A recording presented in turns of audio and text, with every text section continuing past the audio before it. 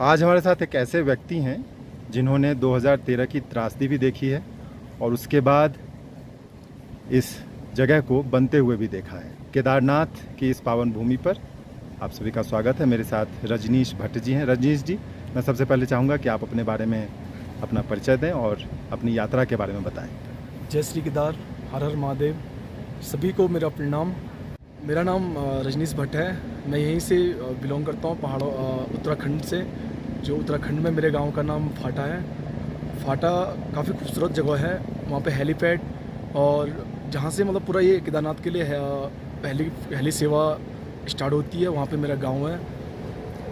अच्छे पहाड़, ठंडा पानी, मीठा मतलब आओ कभी पहाड़ों में तो आपको अनुभव होगा। फिर आपको समझ आएगी कि मतलब पहाड़ों में क्या है। तो मैं छोटे से यहीं बिलोंग करता हूँ, केदारनाथ से 35 किलोमीटर दूर। और बाकी यहीं पे अभी मैं जॉब करता हूँ रिस्टोरेंट कंस्ट्रक्शन में। जो पुनर्निर्माण कार्य चल रहा है उसमें मैं अभी जॉब कर रहा हूँ। कितने दिनों का आपका यहाँ पे रिकंस्ट्रक्शन का अनुभव है? हमारा सर 2014 से स्टार्ट हुआ है, 2014-15 से, और अभी तक चल रहा है। इस बीच में मतलब काम बढ़ गए हैं, जैसे मकानों का, भवनों का और अन्य काफ़ी सारी चीज़ें हैं। जैसे अपना ये क्या कहते हैं इसको, सड़क का नहीं, रास्ता, ये पुल। सब पुल, हाँ जी। ये सब जो स्टार्टिंग में यहाँ पे NIM Nehru institute of mountaineering ने काम करा है। जो उसके प्रिंसिपल उस टाइम कर्नल अजय कटवाल साहब थे। ये सब उन्हीं के निगरानी में ये काम हुआ है और उन्होंने ये काम करा है। जहाँ सारी कंपनियों ने हाथ खड़े कर दिए थे, तो एक कर्नल साहब भी थे जिन्होंने यहाँ पे ये कहा मैं करूँगा। और उन्होंने ये पूरा केदारनाथ, कहते हैं ना पुनर्निर्माण के हीरो, वो उनका एक छोटा नाम, उनको सारे यहाँ के लोकल छोटा केदार के नाम से जानते हैं। और वो यूथ फाउंडेशन के संस्थापक हैं, जिन्होंने अभी तक कम से कम 10,000 से ऊपर युवाओं को फ्री ऑफ कॉस्ट रहना, खाना सब अपनी उससे आर्मी में भर्ती कराए हैं। मतलब उनको ट्रेनिंग देके फिर वो अपने उससे जो उन्होंने ट्रेनिंग करी है यूथ फाउंडेशन कैंप में, तो उसके माध्यम से वो फौज में सेलेक्ट हुए हैं। और अभी यहाँ पे सर के उस सानिध्य में जो काम चल रहा है आदिगुरु शंकराचार्य का है, और एक नीचे एक साइट और है। तो अभी यही चल रहा है। और अच्छा रजनीश जी, आप 2013 के अपने अनुभव के बारे में बता रहे थे। सर अनुभव मेरा ये था 2013 का, जब आपदा आई थी उस टाइम मैं फाटा में था, अपना ही गाँव में। तो जैसे ही मतलब 17 जून को 16 को शाम को जो फ्लैट आया था, जो मतलब बादल फटा था, उसके साथ मलबा, ये पानी, सब कुछ, वो एक अलग समंदर था। हमने अपने जो गांव के नीचे नदी है, वो उसका जल स्तर उससे कम से कम सीधे 10 गुना बढ़ गया था। जो नॉर्मल नदी होती है उससे सीधे 10 गुना ज़्यादा उसका स्तर बढ़ गया था। तो 16-17 को पूरी मतलब उससे 3-4 दिन पहले बारिश हो रही थी। और फिर 16-17 के बाद जब ये त्रासदी आई है, उसके बाद बारिश बंद हुई। तो उसके कुछ दिन बाद हमने यहाँ पे हमारे जो कैप्टन लाल साहब थे, उन्होंने यहाँ पे रेस्क्यू चलाया था। उनके साथ मुझे भी सेवा करने का मौका मिला, तो मैं भी यहाँ पे आया था। तो हमने यहाँ पे जो भूखे लोग थे, सर्वप्रथम हमारा मेन टारगेट था जो भूखे थे उनको खाना खिलाना, और फिर उनको यहाँ से सेफ नीचे फाटा में या गुप्तकाशी, जहाँ तक मतलब हेलीपैड थे, वहाँ तक उनको ड्रॉप करना था। यहाँ से लाइन लगा के उनको, जो भूखे हैं उनको खाना खिलवाना, फिर उनको हेली में बिठाना और उनको ड्रॉप नीचे करना। और बाकी जो डेड बॉडीज़ ये सब बाद में फिर हमने वो पूरा इकट्ठा करके उनको जलाया है।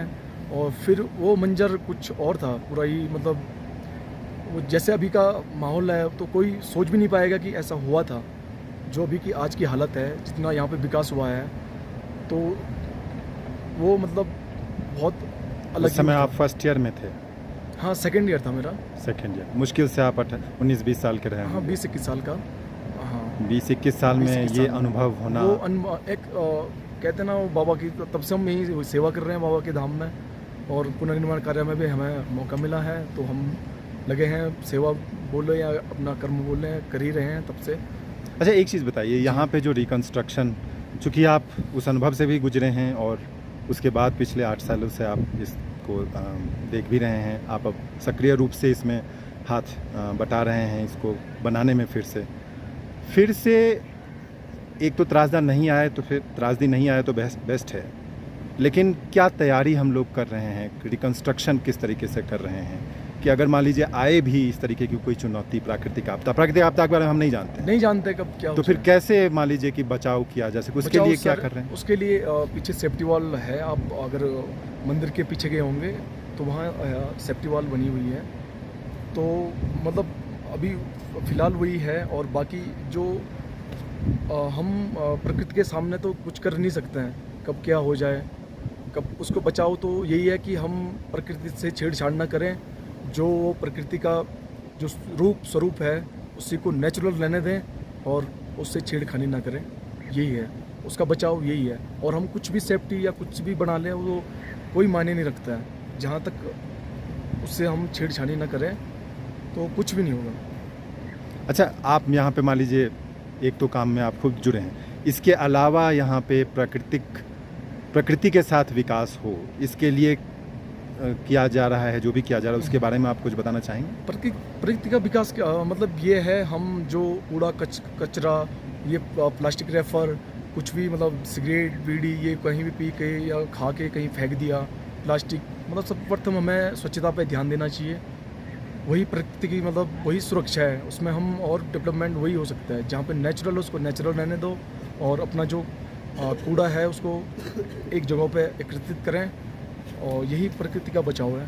अच्छा, जब आपने कूड़े की बात की तो मैं आपको बताऊं, बड़ा दुख होता है इनफैक्ट कभी-कभी हाँ। कि ऐसी जगहों पे भी कहीं भी नहीं होना चाहिए, लेकिन खास करके ऐसी आध्यात्मिक धार्मिक जगहों पे, प्राकृतिक जगहों पे, यहाँ पे प्लास्टिक जलाया जाता है। आस्था का केंद्र है। प्लास्टिक जलाया जाता है, लोग कूड़ा फेंक देते हैं। तो सर यहाँ से मतलब एक हिमालय, पूरा हिमालय पे है ये, तो मतलब सड़क यहाँ से 16-17 किलोमीटर दूर है।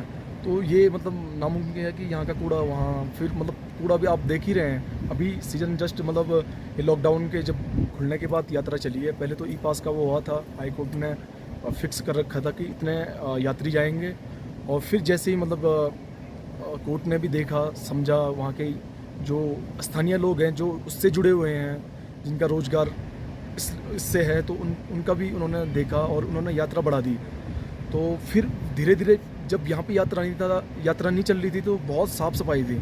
जैसे ही यात्रा चलना स्टार्ट हुई तो जहाँ तहाँ आप देख सकते हैं पूरा कूड़ा कचरा, ये सब कुछ इंसानी, मतलब इंसान तो गंदगी है, वो जहाँ जाएगा उसने गंदगी करनी है।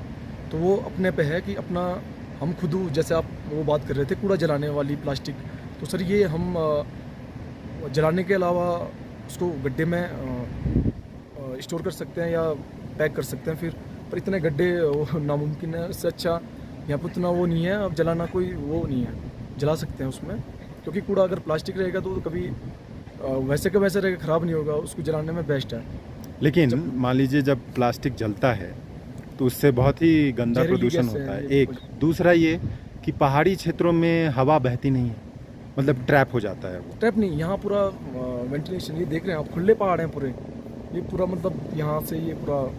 लेकिन अब तो कहिए कि प्रदूषण दुनिया भर का एक जगह से दूसरी जगह जा रहा है। हाँ, ये कह सकते हैं। तो मान लीजिए कि यहाँ पे जो भी कुछ होगा, और मैं आपको सही बताऊँ, मैं अपना अनुभव बताऊँ कि मैं जब सुबह आया आज मंदिर पे, तो इतनी अच्छी इतना सब कुछ माहौल है, सामने में ये सुंदर पर्वतराज हिमालय सामने में अपने पूरे शुमार पे है, आकाश नीला आकाश, सारे तारे दिखते हैं। हाँ, मैं आपको बताऊं, दिल्ली में कभी भी शायद ही कोई एक आध तारे छोड़ करके दिखते हैं जहाँ मैं रहता हूँ। हाँ, लॉकडाउन के बाद दिखे होंगे, लॉकडाउन के बाद एक आध 2-4 महीने दिखे।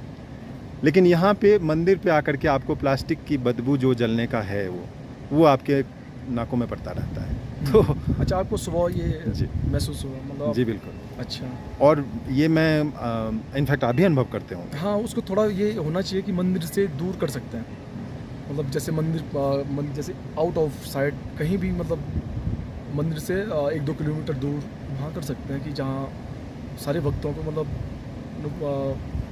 उस जैसे आपको अनुभव हुआ कि जो गैस का वो कह रहे थे आप, वो ना हो, मतलब दूर कर सकते हैं आप। लेकिन आइडियली तो खैर होना ही नहीं चाहिए, होना नहीं ताकि चाहिए, प्लास्टिक ही ना हो, रिसाइक्लेबल हो। सिचुएशन देख के, जो जगह की हालत है वो देख के वो कर सकते हैं हम्म। कि थोड़ा आप मतलब हो सकता है, मतलब ये नहीं कि मंदिर के आप वहीं पे जैसे आप लेकिन बता एक रहे चीज़ हो। बताइए रजनीश जी, आप भी मान लीजिए बचपन से हाँ पहाड़ों में रहे हैं। हाँ जी जी अगर गांव के जीवन की बात करें, पहाड़ी गांव के, मैं भी चूंकि रहा हूं बचपन जी में जी पहाड़ों जी, में, लोग बहता हुआ पानी पीते थे, जो झरनों से आता था या हाँ, मिट्टी से निकलता नेचुरल था। जो हाँ हाँ, वो होता था। नदियाँ इतनी साफ होती थी, बहते पानी के पूरा मछली, नीला जैसे आसमान बिल्कुल। दिख रहा है साफ। बहते पानी के मछली का स्वाद या पहाड़ी गाय के दूध का स्वाद जो चरती हैं, हाँ, मछली तो यहाँ नहीं होती है सर, ये पूरा मान लीजिए ठंडा एरिया। मान लीजिए जहाँ हाँ, भी जी, जी, होती जी, है, जी। तो मतलब प्राकृतिक चीज़ों का जो एक हाँ हाँ होता है, वो चीज़ें कहीं ना कहीं हम प्लास्टिक, छूट हाँ। कहीं ना कहीं छूट रही हो। तो फिर इसके लिए आप एक युवा हैं, जी आपने आपकी उम्र लगभग जैसे आपने बताया 30-32 साल है। 30-32 नहीं, मेरी 25 है। अच्छा 25 है, जी सॉरी। जी जी मैं आपको बूढ़ा नहीं बनाना चाहता। अच्छा सर। आप 25 साल, लेकिन 25 ये मतलब कि आप बचपन में मतलब देखे होंगे बहुत साफ चीज़ें। हाँ तो फिर मतलब उसको बचाने के लिए वो अपने मतलब प्योरेस्ट फॉर्म में रहे, उसके लिए और हम आप मिल करके क्या कर सकते हैं? हम मिलके ये कर सकते हैं सर, जो जैसे हम जो रीति रिवाज हमारे पहले करते थे, वही चीज़ हम अगर फॉलो करेंगे, वही अगर अपनाएंगे, तो हम उस चीज़ पे फिर दोबारा से वापस आ सकते हैं, उसी चीज़ पे। तो मिलना जी, इसके लिए तो कूड़ा एक ऐसा चीज़ है जिसमें सभी के योगदान की ज़रूरत है। हाँ जी जी जी जी। तो हमें उसके लिए अपना उसके लिए एक वो जो वो होते हैं, एक जगह पे रखो, उसको जलाओ या दफना दो, वही कर सकते हैं। या उसका कुछ बनता है जो सूखा या गीला कूड़ा होता है, उसका यूज कर सकते हैं। नहीं तो फिर उसको जला दो या वहीं मिट्टी के अंदर दफना दो। चलिए, कूड़े का तो बेस्ट सोल्यूशन यही कि प्लास्टिक यूज़ ना हो, नेचुरल ना हो, चीज़ें यूज़ natural, हो, हाँ। और उस पर हम लोग को प्रयास करना चाहिए। मैं आपसे भी आग्रह करूंगा कि बिल्कुल सर। लॉन्ग टर्म में यही सोल्यूशन हो सकता है। जी चूँकि सर। इसे आगे बढ़ते हैं, कूड़े के मुद्दे से आगे जी, जी, बढ़ते जी, हैं। नदियों का जो यहाँ पे पानी का जो मुद्दा है, पहाड़ों में भी अब पानी की क्राइसिस बढ़ रही हाँ। है। गर्मियों में सुखाड़ हो जाता है, बर्फ़ पिघल रहे हैं बहुत तेज़ी से गर्मियों में। आप मतलब आने वाले समय में क्या लगता है, इसको किस तरीके से इस चुनौतियों को देखना चाहिए, या आप लोग इस चीज़ को अनुभव करते हैं अभी भी? हाँ, हम कहीं ना कहीं लगता है ये चीज़ें अपने को लगती है कि अभी जैसे कहीं भी आप नीचे जाओ, कोई भी कूड़ा नदी में फेंक देता है, कुछ भी हो, प्लास्टिक या आप वही बात करें, फिर हम कूड़े पे आ गए हैं, क्योंकि मुद्दा आपने वही छेड़ दिया फिर। तो उसमें ये है कि हमें नदियों में कूड़ा डालना, और जो हम वो करते हैं, मतलब जो भी ये स्नान, फूल, ये दिया, ये सब कुछ वो करते हैं, हमें थोड़ा अपना अलग से करना चाहिए ये चीज़ें। और नदी का तो ये बहुत बड़ी बात है कि नदी बचाओ, तो उसका संरक्षण हम सबसे पहले कूड़ा से कर सकते हैं। कूड़ा मतलब तभी नदी साफ़ होगी। जो हम कोई कहीं देखा होगा अपने सिविल लाइन, ये सब कुछ उन्होंने वो उसी में डाल रखे, गंदे नाले वो सब उसी में वो हो जाते हैं, तो हमें वो साफ़ करने पड़ेंगे पहले।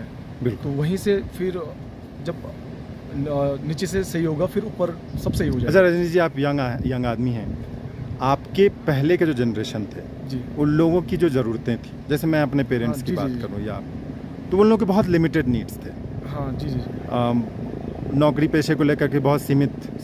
एक्चुअली सर ये था ना, पहले गांव वाले लोग गांव में तक ही सीमित थे। जैसे उन्होंने अपने गाय, भैंस, खेती और मतलब नॉर्मल जो गांव की दिनचर्या होती है, सुबह उठना, अपना पानी भर के रखना, जो नेचुरल आप वो बात कर रहे थे ना, धारा, हमारे लोकल लैंग्वेज में कहते हैं धारा, तो वहाँ से वो पानी लाना, अपना स्टोर करके रखना, क्योंकि उस टाइम नल हर किसी के घर में नहीं होता था। एक पूरे गांव में एक ही धारा होता था। धारा के मतलब जो प्राकृतिक है, वो ठंडियों में गर्म पानी और गर्मियों में ठंडा पानी देता था। ये मैंने बचपन में मैंने भी पिया वो पानी।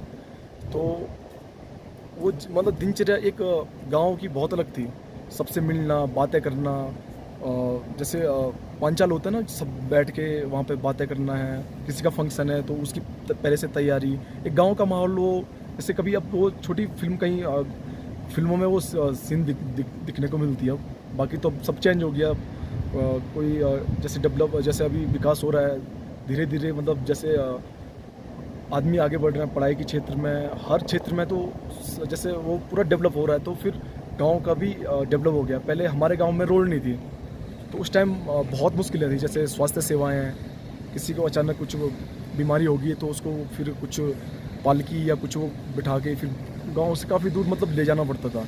अच्छा, स्वास्थ्य, शिक्षा, हाँ इन सब में सुधार होना चाहिए, हाँ, बिल्कुल ये होना सुविधाएं चाहिए। बढ़नी चाहिए, बढ़नी इसमें तो चाहिए। कोई दो राय नहीं है। हाँ लेकिन साथ में जो हम विकास कर रहे हैं उसके साथ लोग जो है सो ज़्यादा स्ट्रेस में जी रहे हैं, ज़्यादा परेशानी में जी रहे हैं। कई सारे लोग आजकल कहिए कि काफ़ी परेशान रहते हैं, ये सर, सारी ये चीज़ें है, भी हो जब रही हैं। विकास होता है तो थोड़ा कठिनाई तो आती है सर।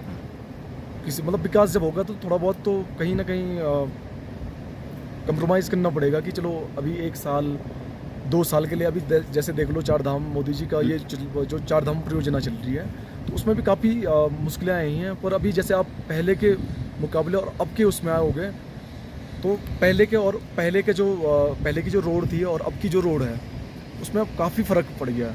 कुछ जगह हैं ऐसी हैं जो चट्टानें बहुत ज़्यादा हैं, तो वहाँ पे भी अभी कर रहे हैं, वो पूरा हो जाएगा। तो वो वहाँ पे थोड़ा बहुत मुश्किलें आई थी अभी फिर मतलब कहीं ना कहीं बैलेंस बनाने की हाँ, ज़रूरत ज़रूरत है, बैलेंस बनाना बहुत ज़रूरी है। ये ज़रूरत है। अच्छा, एक चीज़ बताइए, यहाँ पे लोग हर पर्पस के लिए आते हैं, कोई तीर्थ यात्री बन के आता है, कोई आध्यात्म के लिए आता है, कोई घूमने के लिए आता है, बहुत सारी चीज़ें होती हैं। आप लोग टूरिस्टों के मतलब उनसे भी आने वाले लोगों से भी इंटरेक्शन रहता होगा, किस तरीके के अनुभव रहते हैं, किस तरीके का उनका व्यवहार होना चाहिए, किस तरीके का इंटरेक्शन होना चाहिए, इसके बारे में कुछ कहना चाहेंगे? सर व्यवहार देखो, वो अगर बाबा के दर्शन करने आ रखे हैं तो उनको सिर्फ मतलब वही भाव भक्ति के हिसाब से आना चाहिए, जो मतलब उनके दिल में जो है कि मैंने बाबा से मिलना है। कि तुम कहीं भी जाके ये बोल दो कि नहीं तुम ये क्यों कर रहे हो, ये कितना ये हो गया, क्या हो गया, तो वो चीज़ें कहीं ना कहीं उनको भी खुद समझनी चाहिए। तो सभी भाव भक्ति के लिए तो नहीं आते हैं, कुछ लोग घूमने के लिए आ जाते हैं। हाँ, जैसे। कोई घूमने फिरने उनको भी ठीक है, अपना घूमना फिरना है, अपने घूमने उस हिसाब से आओ। ये नहीं कि आप माहौल ख़राब कर रहे हो। जो मतलब भाव भक्ति वाले हैं, जो वहाँ वो करने आ रखे हैं, तुम उनको वहाँ पे बीच में विघ्न मतलब उनको परेशान करो, या अपना ठीक है अपना घूमना रखो, आप घूमो, ये बाबा की नगरी है, यहाँ आपका स्वागत है। मतलब कहने का मतलब मेरा ये है, ज़्यादा से ज़्यादा सिर्फ जो दर्शन करने आते हैं वो ज़रूरी है। बाकी ये पिकनिक स्पॉट नहीं है कि तुम यहाँ घूमने फिरने आ गए, ये करने आ गए। यहाँ सिर्फ ये केदारनाथ का महत्व बहुत बड़ा है। अगर अभी हम नेक्स्ट टाइम में कभी मिलेंगे उसमें बात करेंगे, अभी इतना टाइम नहीं है। जो बाबा का महत्व है उसके बारे में फिर करेंगे। तो मैं यही कहना चाहता हूँ कि अपना जो जिस हिसाब से आप आते हो उस हिसाब से रहो। हाँ, तो उस हिसाब से वो करेंगे। अच्छा, रजनी जी, मैं आपका ज़्यादा वक्त नहीं लूँगा, एक आध सवाल मेरे पास और हैं। ये बताइए कि मान लीजिए यहाँ पे जो तीर्थ यात्री आते हैं, रहने की जो व्यवस्था है, खाने पीने की जो व्यवस्था है, काफ़ी महंगी है, सही बात पूछिए। हाँ सर, ये महंगी इसलिए है सर, आप खुद देखो, आप पैदल ट्रैक करके आए हैं गौरीकुंड से यहाँ तक, आप पैदल आए हैं, तो वहाँ का जो किराया ये सब कुछ लगता है सर। और ये सिर्फ 6 महीने खुला रहता है सर। 6 महीने में मुश्किल से मानो 4 महीने तीन महीने मान के चलो सीजन चलेगा, और उसके जो बीच में ये बरसात में फिर बंद रहते, कम कांवड़ चलते हैं, वो थोड़ा बहुत मतलब भीड़ भाड़, रास्ते में टूट फूट ये सब होती रहती है, तो उतना नहीं हो पाता है। तो इसलिए महंगा मतलब ये है कि उनका पूरे साल की मतलब कमाई का जरिया सिर्फ यही है, जिनके यहाँ होटल पंडित ये सब है। अच्छा, वैसे ऐसा था कि 2013 से पहले यहाँ पे ज़्यादा आश्रम इत्यादि भी थे, अब नहीं है, ऐसा भी था क्या? हाँ, आश्रम नहीं कह सकते हैं। हाँ, आश्रम धर्मशाला या जो भी ये सारी जितने भी यहाँ पे ये सारी धर्मशाला हैं। यहाँ पे जो जिसके जैसे ये पंडित हैं, इनके जो जजमान होते हैं, ये इनको कमरा मकान बना के दान करते हैं, और उनको जो धनराशि होती है वो उनको देते हैं, और अपना मतलब वहाँ जब भी आते हैं तो वो फ्री में रह के अपना चल जाते हैं। जो उनके रिश्तेदार आते हैं वो रह के चल जाते हैं, जो अपने होंगे उनके मतलब उस टाइम से और अभी तक इस जगह पे अपना पढ़ाया कैसा? हाँ हाँ, तो इनका मतलब जो अब जिनका मतलब वो नहीं है यहाँ पर, मतलब क्या बोलते हैं उसको, लाइज मतलब वो नहीं है, अपना परिचय नहीं है किसी से, वो उसको तो महंगा है। अब फिर इतनी भीड़ होती है सर कि सभी का तो परिचय संभव ही नहीं है, संभव नहीं है, बल्कि ज़्यादातर लोगों का परिचय नहीं होगा। वही है। और फिर जो अब उन्होंने भी कमाना है एक्चुअली, जो कुछ लोग यहाँ पे लीज पे होटल ले लेते हैं, अब वो भी उन्होंने भी अपना भी कमाना है और उनको भी देना है, तो वही महंगाई। ऐसा मेरे हिसाब से तो कुछ नहीं है सर। जैसा आप नीचे जाओ तो 2-2,500 रुपये नॉर्मल वहाँ पे है, तो उसका सीधे दुगना यहाँ पे है।